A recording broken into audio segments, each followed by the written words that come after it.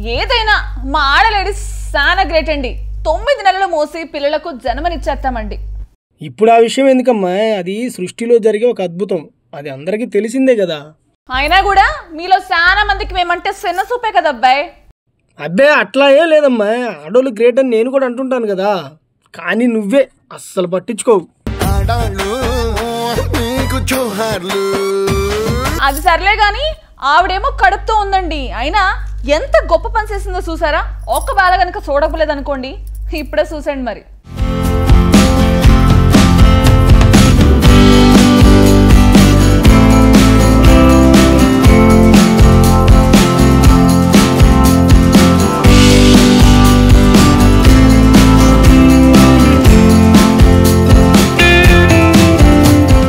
గట్టి పట్టుదల ఉండాలే గాని ఎంత కష్టమైన పనినైనా సాధించేయొచ్చు.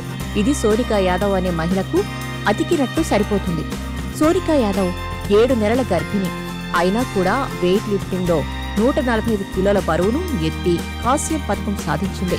ఆమె పట్టుదల ప్రతిభను చూసి ప్రతి ఒక్కరూ వారెవ్వా అంటున్నారు. ఆమె ధైర్యానికి సెల్యూట్ చేస్తున్నారు. సోనికా యాదవ్ ఢిల్లీ పోలీసు విభాగంలో కానిస్టేబుల్ గా పనిచేస్తున్నారు.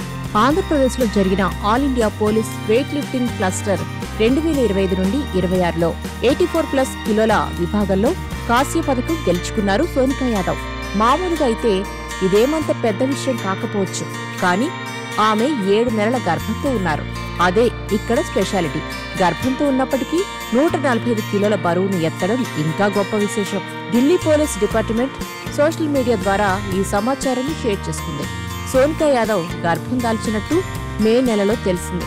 గర్భధారణ సమయంలో ఆమె వ్యాయామశాలకు వెళ్లదని, శిక్షణను ఆపేస్తుందని సోనికా భర్త భావించాడు.